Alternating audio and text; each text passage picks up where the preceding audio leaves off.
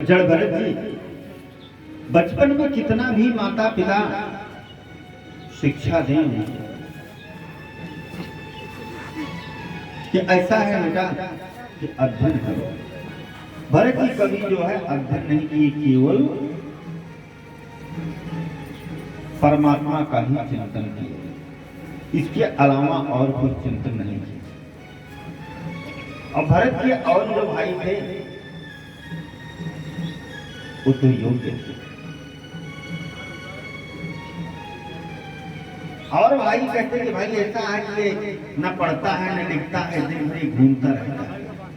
जड़भरत जी क्या करेंगे कि वो जो है सदियों जो है परमात्मा का नाम लेते भी एक रास्ता पकड़ लिए, सीधे चले गए।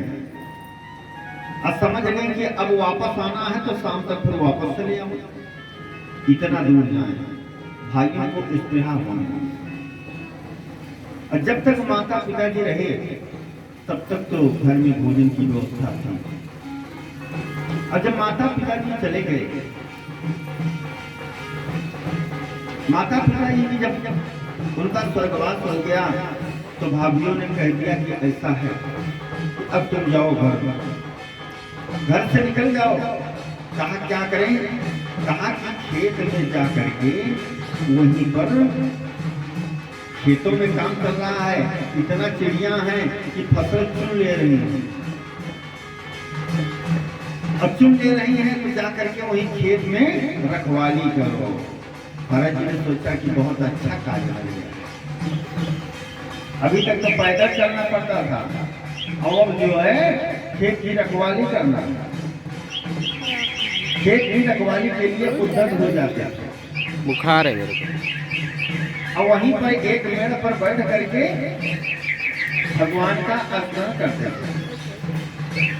परमपिता परमात्मा का चिंतन करते थे। एक दिन उनकी भाभियों ने आकर के देखा, कहा चल करके देखते हैं कि ये कुछ करते हैं कि इनको हम भोजन पानी नाश्ता यही दे रही हूँ, कैसे टहलते हैं। तो भाभियां आकर के देखती हैं क्या, वो ताली बजा करके भगवान नाम का उच्चारण कर रहे हैं। कहते हैं कि बोलो श्री राम जय राम जय जय राम, बोलो श्री राम जय राम जय जय राम, बोलो श्री राम जय राम जय जय, हो श्री राम जय राम जय जय राम, श्री राम जय राम जय जय राम, बोलो श्री राम जय राम जय जय राम, बोलो श्री राम जय राम जय जय राम।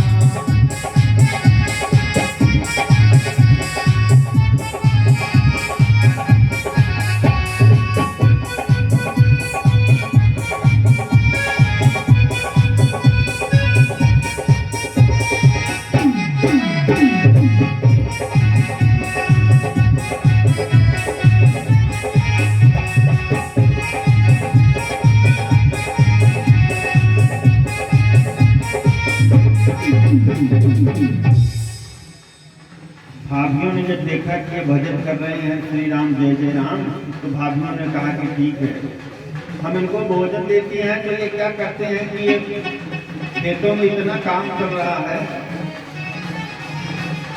और ये चिड़िया नहीं देख पा रहे हैं। कहा कि अब एक काम करो, खेत से भी चले जाओ।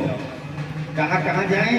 कहा आप कहीं जाओ, यहाँ भोजन आपको मिलने वाला नहीं है। भरत जी ने सोचा और अच्छी बात है, क्योंकि यहाँ भी कुछ डिस्टर्ब होता है।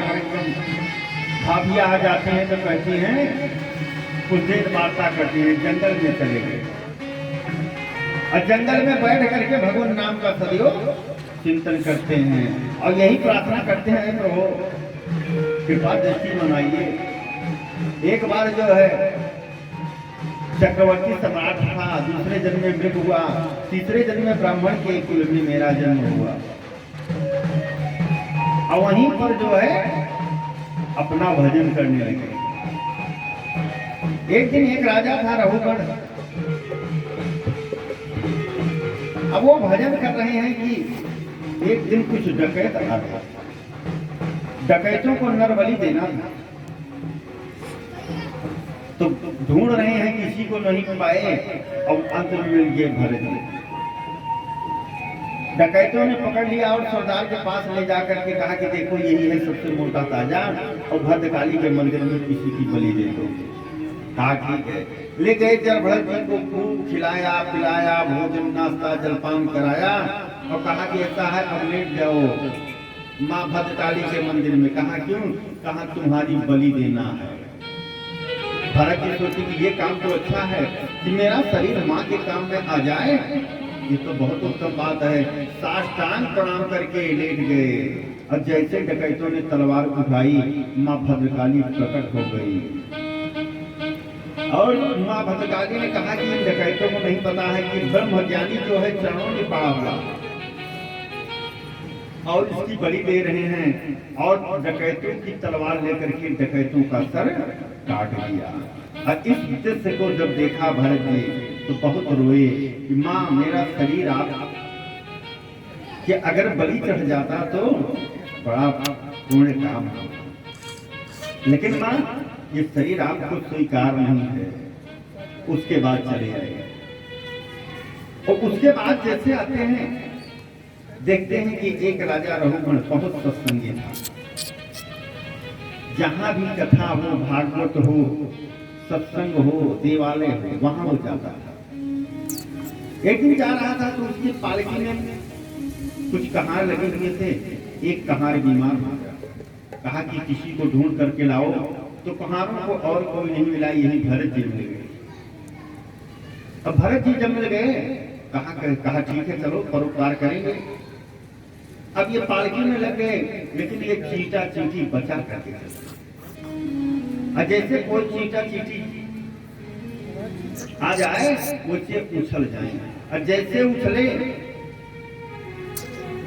रघुगण जब ये उछले तो उनकी पालकी सर में लग गई। अब सर में लगने के बाद अब तो जो है रघुगण को क्रोध आ गया।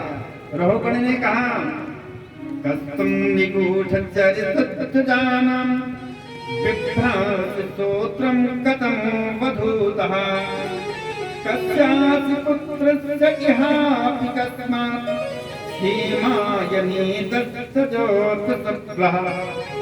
अरे तुम कौन हो? जब इतना कह करके डांटने लगे तो अचानक में रघुगण को दिखाई पड़ा कि जलभरत जी के कंधे पर एक मोटा सा यज्ञोपवीत पड़ा। रघुगण ने कहा पालकी नीचे रखो, ये तो लग रहा है कि ब्राह्मण है। तत्काल राजा रघुगण सोचा कि ब्राह्मण का अपमान हो जाएगा तो सब पूरे कुल का विनाश हो जाएगा। हाथ जोड़ करके कहा अरे तुम ब्राह्मण हो, मैं किसी को डरता नहीं हूँ।